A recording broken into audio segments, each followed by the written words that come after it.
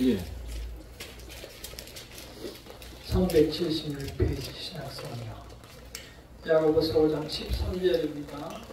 함께 읽겠습니다. 시작. 너희 중에 고난당하는 자가 있느냐 그는 기도할 것이고 즐거워하는 자가 있느냐 그는 찬송할지니라. 너희 중에 병든 자가 있느냐 그는 교회의 장로들을 청할 것이고 그들의 주의 이름으로 기름을 받으며 그를 위하여 기도할지니라. 믿음의 기도는 병든 자를 구원하리니 주께서 그를 일으키시리라.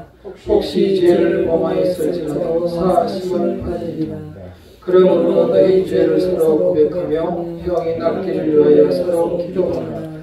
의인의 간구는 역사하는 힘이 큼이니라. 엘리야는 우리와 성정이 같은 사람이르되 그가 비가 오지 않기를 간절히 기도한즉 3년 6개월 동안 땅에 비가 오지 아니하고 다시 기도하니 하늘이 비를 주고 땅의 열매를 맺었느니라.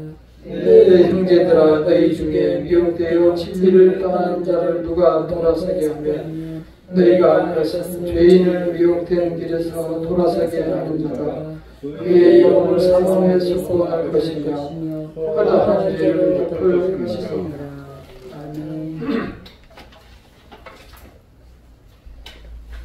우리가 살아가면서 인간을 가장 하게 하는 것 중 하나가 육신의 질병입니다. 물론 마음이 다치는 경우도 수없이 많지만 육신의 질병은 참으로 우리 힘으로 돌이키기가 쉽지 않습니다. 누가 대신 해줄 수도 없고 두렵기도 합니다. 아무리 원망해도 소용없고 우리 인간으로서는 특별한 대책이 없음을 뒤늦게 깨닫게 됩니다. 우리는 그때 잠시나마 하나님을 바라보며 도움을 바라고 위로를 얻기도 합니다. 인간의 위로는 큰 힘이 되지 못합니다. 예수께서는 38년 된 환자를 고쳐주시고 나면서 맹인자도 된 자도 고쳤는데 이 육신의 질병 들어 힘든 나를 왜 침묵하고 계실까? 응답하지 않으실까? 섭섭한 생각을 가질 때가 많이 있습니다. 우리는 이러한 생각이 들 때마다 한 번 더 생각해야 합니다. 그렇게 힘들었던 내가 지금 이렇게 주님 앞에 앉아있던 사실을 생각하며 감사할 수 있어야 합니다. 힘들고 어려운 시절을 지나 주님 앞에 앉아있을 때 왜 우리는 그 침상에 있을 때를 생각을 못하는지 모르겠습니다. 우리는 하나님께서 종종 우리로 하여금 이 세상을 바라보게 하시고 또한 깨닫게도 하십니다. 그래서 하나님의 자녀임을 여러가지 지혜를 통하여 알려주십니다. 우리는 오늘 하나님께서 우리를 향하여 또한 이러한 위로의 말씀을 해주십니다. 병 낫기를 위해 서로 기도하라. 우리가 이 세상에 살아가면서 아픈 일이 있을 것을 아시고 이제 어떻게 하면 우리가 그 어려움을 이기며 살아갈 것인가, 그 힘들고 어려운 병만을 어떻게 극복하며 살아갈 것인가 미리 말씀해 주시는 것입니다. 함께 들어보도록 하겠습니다. 먼저 16절을 다시 한번 읽어보겠습니다. 5장 16절 시작. 그러므로 너희 죄를 서로 고백하며 병이 낫기를 위하여 서로 기도하라. 의인의 간구는 역사하는 힘이 크니라. 몸이 아파 누워있는데 먼저 죄를 고백하라고 합니다. 우리는 참으로 이 이야기가 쉽게 이해가 되지 않습니다. 특히 아담이 죄를 졌다고 해서 왜 그 죄가 나에게까지 이르되어서 내가 이렇게 힘든 인생을 살아가야 하고 때로는 아담을 많이 원망하기도 합니다. 그리고 아담이 그 수천 년 전에 선악과를 따먹었다고 한들 나는 오늘날 이렇게 열심히 죄 없이 열심히 살아가는데 왜 그 죄가 나에게 뒤집어 쓰게 되어 있느냐. 때로 억울한 생각을 갖기도 합니다. 그러나 성경은 분명히 이 질병이 죄에서 시작되었음을 말씀하고 있습니다. 아담이 하나님과의 약속을 어기고 사탄의 유혹이 넘어갔을 때 하나님께서는 큰 저주를 주셨습니다. 뱀은 평생 땅으로 기어다닐 것이고 여자는 출산의 고통을 겪을 것이며 남자는 이마에 땀을 흘려야 먹고 살아갈 수 있을 것이다. 그리고 너는 흙이니 흙으로 돌아갈 것이라. 사망 선고가 이때 내려졌습니다. 죽음이 질병이 이때 시작된 것입니다. 우리는 끝까지 그럴 겁니다. 나는 그런 적 없다고, 그리고 나는 그 죄에서 떠나 있다라고 이야기할 수 있는 분도 계실 것입니다. 그러나 우리도 다시 생각해 봐야 합니다. 내 속에 있는 시기심과 질투심, 그것은 어디에서 왔습니까? 분노와 이 투쟁심은, 음란한 마음과 가늠하는 마음은 어디에서 왔습니까? 화났을 때 죽이고 싶은 심정은 어디서 왔습니까? 이 모두가 아담이 준 게 아니라고 하지만, 그러면 나의 이 아름다운 내 인생에서 이러한 죄악들이 나왔을까요? 우리에게는 이렇게 타고난 죄성들이 있습니다. 이것 때문에 우리의 다스림과 주님 앞에 엎드림과 주님을 바라는 마음으로 이 세상에 살아가야 합니다. 우리는 내 속에 늘 불처럼 끓어오르는 그런 욕망을 내 스스로 통제하지 못합니다. 그래서 사람을 향하여서 패를 가르고, 또한 어떤 독재자들은 수많은 무고한 사람들에게 전쟁터로 내보내어 사람을 죽게 만들고 있는 것이 우리가 사는 현실입니다. 어저께 여기 시장 앞을 지나가는데 어떤 아주머니가 이렇게 이런 판을 가지고 와서 사인을 해달라고, 서명을 해달라고 그래서 힐끗 봤더니 무슨 자유민주를 어쩌고 한 내용이 있길래 그냥 지나갔습니다. 그랬더니 저의 뒤통수에다가 나라를 좀 사랑하세요 그러더라고요. 그래서 저는 이수진 장군이 나타난 줄 알았어요. 저렇게 나라를 사랑하는 분이 계시는구나. 저는 또 한마디 반드시 합니다. 보안이 지금 나라 걱정할 때가 아닌 것 같습니다. 이 나이 드신 분들이 나라 걱정한다고 나와서 저러고 있는데 사실은 안타까운 일입니다.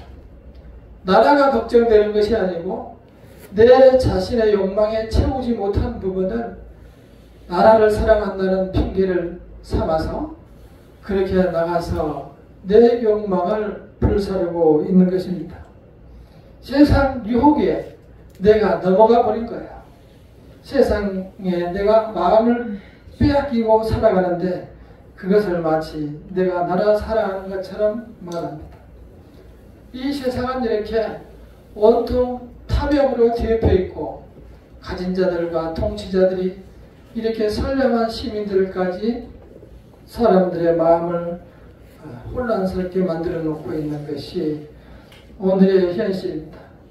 우리는 이렇게 내 자신이 병들어 있는 것도 모른 채 이 세상을 살아갑니다. 때로는 가진 것이 부족하다고 투덜대고, 또 나를 몰라준다고 뒷담화, 또 나도 모르게 그러다 보면 나도 그 중에 한 사람이 되어서 다른 사람을 욕하고 살아갑니다. 우리는 우리의 인생이 소중하고 우리의 인생을 더욱 아깝고 사랑하면 사랑할수록 다시 더 생각하며 아름다운 삶을 살아가도록 노력해야 합니다. 그리고 정말 고귀한 삶이 무엇인가를 생각하며 영원한 삶이 무엇인가를 생각하며 내 자신을 이 험악한 세상에 버리고 사는 어리석은 삶을 떠나가야 할 것입니다. 하나님께서는 그렇게 세상을 향하여서 떠날 때마다 심한 징계를 내렸습니다. 중세 시대를 우리가 흔히 암흑기 시대라고 말합니다. 정교의 시대라고도 말하죠. 교황이 지배하고 있던 시대입니다. 교황이 권력과 부와 종교와 온통 명예를 가지고 있을 때였습니다. 하나님의 대리자로 자처하면서 그 사람들이 축척을 하고 많은 여자들을 데리고 살고 수많은 돈으로 성직을 팔고 또한 권력을 행사하며 살아갔던 것이 중세 시대입니다. 그때 1830년대, 80년대 지금의 유럽의 시에나 나라에서는 8만 명이 죽었고 베니스에서는 10만 명이 죽었습니다. 볼로냐와 플로렌스에서는 인구의 5분의 3이 죽었습니다. 마르세유에서는 한 달 만에 5만 7천 명이 죽었습니다. 영국에서는 인구가 절반 250만 명이 죽었습니다. 지금 코로나하고 비교할 수 없는 엄청난 패스트병이 휩쓸고 가서 수많은 사람들이 몰살하다시피 절반 가까운 인간이 죽었습니다. 성직자들이 하나님의 일을 대신한다는 사람들이 타락했기 때문에 그러한 징계가 내려진 것입니다. 세월이 많이 지난 다음에 그리스도께서 오셔서 치료하는 것을 우리는 볼 수 있습니다. 마태복음 2장에 보면은 그리스도께서 사람을 치료하는 것을 볼 수 있습니다. 예수께서 어느 집에 계실 때 중풍병자를 데리고 옵니다. 사람들이 너무 많아서 그 집으로 들어갈 수 없을 때 그 중풍병자를 살리기 위해서 어떻게 했죠? 지붕을 뚫어서 통째로 내렸습니다. 집이 다 망가졌겠죠. 그래서 그 지붕으로 뚫어내리니 예수님께서 치료한 방법은 매우 간단했습니다. 작은 자야 일어나라. 내 죄 사함을 받았느니라. 너 질병이 치료됐다고 말씀하지 않고 내 죄 사함을 받았느니라. 이렇게 얘기할 때 그 중풍병자는 일어서서 자기가 누워있던 그 침상을 들고 나갔습니다. 예수님의 치료 방법은 첫째, 내 죄 사함을 받았느니라. 이것이었습니다. 결국은 죄를 없이 하면 질병이 치료될 수 있다는 것입니다. 그러한 사실을 우리는 성도로서 분명히 아시고 이 세상에 적응해 나가시기를 바랍니다. 아멘. 엊그제 강원도에 사는 저희 지인하고 한참 통화를 했습니다. 성실한 집사님 부부입니다. 자녀들을 다 잘 키우고 유학도 보내고 공무원도 시키고 대기업도 보내고 하는데 최근에 사모님이 우울증 증세가 있어서 무슨 기치료를 다닌다고 했습니다. 그래서 어떻게 치료를 하느냐 했더니 이렇게 누워놓고 뒤에서 닿지 않는데 이게 피부가 막 움직이고 밀리는 것이 보인다. 그런 얘기를 하더라고요. 본인은 당뇨가 있어서 당뇨를 좀 치료하러 갔는데 치료됐느냐 그랬더니 치료가 안 됐다. 그러면서 그 집에 가면은 고로쇠물도 10만원짜리를 5만원을 주고 감자도 공짜로 주고 무 같은 것도 공짜로 준다. 그러면서 여러 차례 치료를 다녔다고 하더라고요. 치료하는 사람이 누구냐 그랬더니 대기업 사장님의 사모님이셨는데 이혼해서 기가 세서 뭐 그 기를 가지고 사람을 기 치료를 한다. 그래서 제가 이렇게 기 치료에 대해서 좀 이렇게 보니까 전부 사기더라고요. 그래서 돈이 얼마나 들어갔느냐 그랬더니 20이라고 얘기하더라고요. 저는 20만 원인 줄 알았어요. 네, 200만 원도 아니고 2천만 원. 무엇보다도 돈이 얼마나 아까운지. 그 성실한 집사님 부모들이 하나님을 믿지 못하고 정작 내 자신의 어려움과 질병이 있을 때 하나님을 믿지 않고 그런 데를 찾아다니는 것이 우리의 믿음입니다. 인간은 한없이 연약한 거예요. 그래서 우리는 이 말씀을 좀 더 깊이 바라봐야 합니다. 어디 산 밑에 저기 갈멜산이나 무슨 하늘산에 간다고 해서 영빨이 있어서 치료가 되는 건 없어요. 하나님은 삼위 하나님으로 한 분으로 계셔요. 성부 하나님, 성자 예수님, 성령 하나님, 그 세 분이 한 분으로 계시는 거예요. 만약 그분들이 따로 계신다면 예수님이 오시기 전에 구약 성도들은 어떻게 살았겠어요? 그리고 그 세 분들이 온전한 신으로 한 분으로 계시는데 그 나머지 예수님과 성령님께서 모른다면 어떻게 그 셋을 하나인 삼위일체라고 할 수가 있겠습니까? 삼위일체라는 말은 성경에 나오지 않습니다. 그러나 성경을 통해서 보면은 성부 하나님과 성자 예수님, 성령 하나님께서 그 뜻을 세상에 알려주시기 위해서 이 성경책에 다 기록하셔서 이렇게 말씀해주고 있습니다. 하나님이 따로 계시지 않고 그 하나님께서 육신으로 오신 분이 예수님이시고 예수님이 육신이 부활 승천하시면서 보혜사 성령님을 우리에게 보내주셨습니다. 그래서 예수를 믿는 사람은 누구에게나 성령께서 계시는 겁니다. 우리가 믿지 않기 때문에 안 계시는 거예요. 성령을 믿으시면 성령께서 계시는 거예요. 오늘 이 자리에 앉아 계시게 한 것도 우리 성령님의 도우심이 우리의 마음을 움직여서 이 자리에 오게 하신 겁니다. 그래서 축도를 할 때 마지막에 성령님의 인도하심과 교통하심과 충만하심이 함께 하시기를 간절히 바라는 거예요. 예수님께서 올라가시고 보내신 그 은혜의 보혜사 성령님께서 우리에게 함께 하시기 때문에 우리는 자신 있게 담대하게 기도하셔야 합니다. 두 번째는 병 낫기를 위해서 간절히 기도하라는 것입니다. 이 기도할 수 있는 믿음을 갖는 것이 쉽지가 않습니다. 믿음이 있는 자만이 기도할 수 있습니다. 왜냐? 그분을 하나님으로 내가 믿을 때 그분을 신뢰하고 믿을 수 있기 때문입니다. 그래서 믿는 자만이 기도할 수 있고 기도하는 사람은 믿음을 가질 수 있는 것입니다.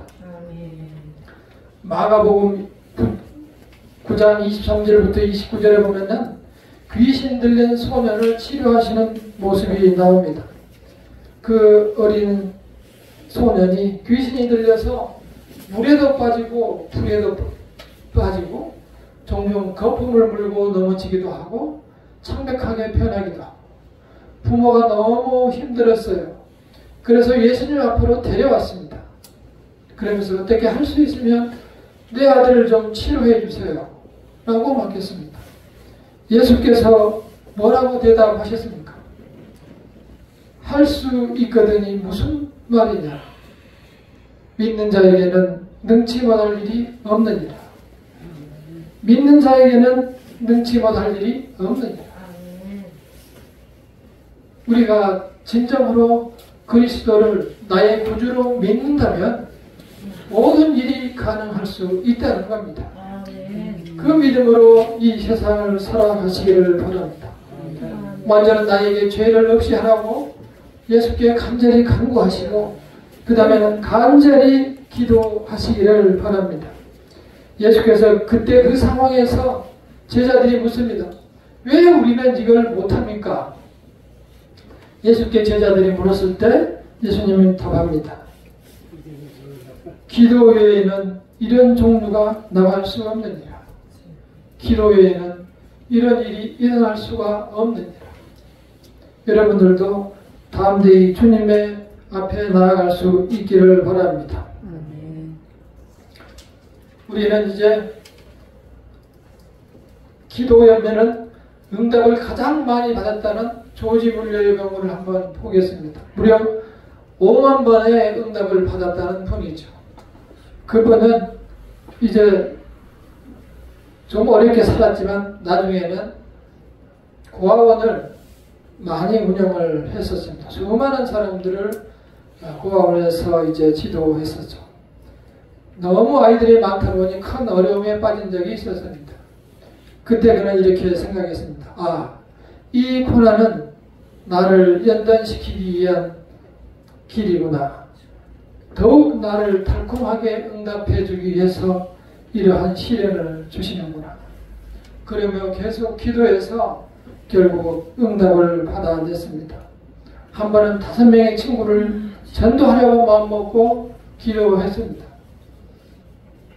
1년 6개월, 18개월 만에 한 명이 돌아왔습니다. 또 한 명은 무려 5년 만에 돌아왔습니다. 또 한 명은 6년 만에 돌아오고 5명 중에서 3명은 돌아왔는데 2명이 돌아오지 않았습니다. 결국 죽을 때까지 계속 그런 기도했고 죽은 다음에 2명이 돌아왔습니다. 그러면서 이 조지 물러가 말하기를 기도는 시작한 것으로 되지 않는다. 옳은 기도를 한번 했다고 해서 되는 것도 아니다. 그리고 한동안 해서 되는 것도 아니다. 응답을 받을 때까지 계속 기도하라. 그것이 조지 물러의 기도하는 방법이었습니다. 오늘 성경에서 말씀해 주십니다. 엘리야 선지자는 우리와 똑같은 사람인데 그가 기도함에 3년 6개월간 하나님께서 비를 주지 않으셨고 다시 기도함에 비를 주셨다. 아합 왕이 너무 우상을 많이 만들고 제단을 쌓고 우상을 섬기니 이 엘리야 선지자가 기도를 했습니다. 그래서 3년 반 동안 이 땅에 비를 내리지 않았습니다. 그리고 다시 아합 왕에게 얘기하고 비를 내리겠다고 이제 간절히 하나님께 기도를 했습니다. 무릎 사이에 머리가 들어갈 정도로 납작 엎드려서 기도했습니다. 비가 내렸습니다. 철철 내렸습니다. 성경에서 이러한 이야기를 들어주고 있는 것은 우리에게 한 번씩 해보라는 거예요.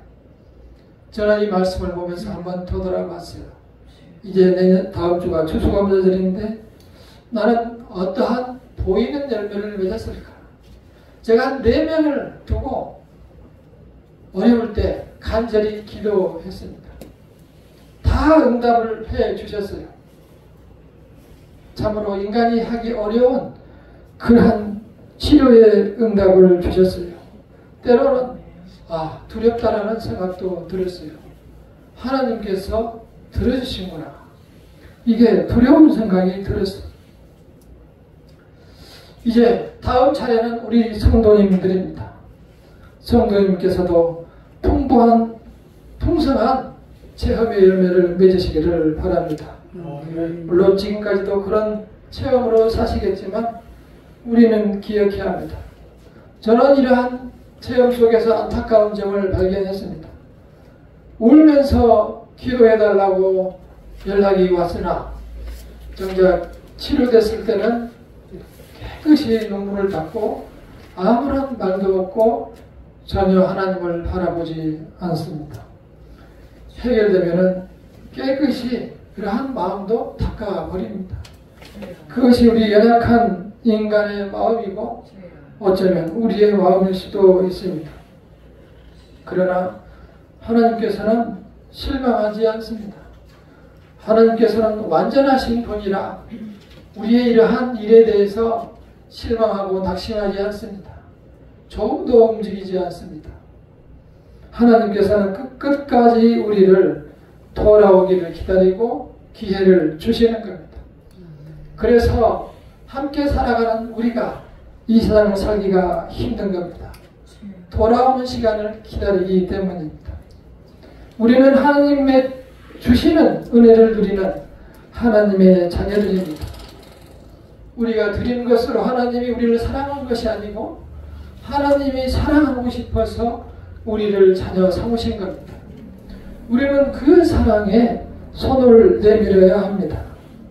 우리가 이제 지금까지 살았던 날들을 생각하며 지금 이 자리까지 인도하신 것을 생각하며 그 하나님의 손길이 있었음을 생각하며 그 하나님을 바라보고 살아가시기를 바랍니다. 성전에 나가서 세리가 기도할 때 아는 사람들에게 손가락질을 바탕하는 세리가 기도할 때에 그는 차마 고개를 들지 못하고 가슴만 치며 기도했습니다. 통회하는 기도를 드릴 때 예수께서 말씀하시기를 저 세리가 참으로 하나님의 구원받은 자, 하나님의 자녀라고 말씀하셨습니다. 우리는 이제 지난 날을 돌아보며 하나님의 능력 있는 자가 되기를 원합니다. 그래서 지금 말씀하신 대로 죄를 멀리하고 죄를 없애고 간절히 기도하고 능력의 성도가 되시기를 간절히 기원합니다. 그래서 어떠한 어려움이 생겼을 때 주님 앞에 담대히 나갈 수 있는 성도가 되시기를 간절히 기원합니다. 그래서 모두 이 세상을 살아가며 하나님과 동행함으로 능력 있는 성도가 되시기를 간절히 축원합니다. 다음 기도하겠습니다. 시간 기도할 때에 저도 능력의 성도가 되게 하여 주시옵소서. 나의 연약한 믿음을 주께서 보시고 죄를 씻어 주시옵소서. 두 번째는 연약한 나의 기도를 들어주시옵소서. 강하게 하시고 주께서 능력으로 나의 연약한 곳을 치료하여 주시옵소서. 나의 육신의 연약한 것을 치료하게 하시고 내 심령이 연약한 것을 치료하셔서 치료하심에 감사할 수 있는 믿음을 주시옵소서. 다같이 기도하겠습니다. 사랑이 많으신 아버지 하나님, 주님께서 이곳에 이 자리까지 그리고 이 시간까지 함께 하시고 인도하여 주심을 감사합니다. 아버지 하나님이시여 주님의 은혜를 따라 지금까지 살아왔는데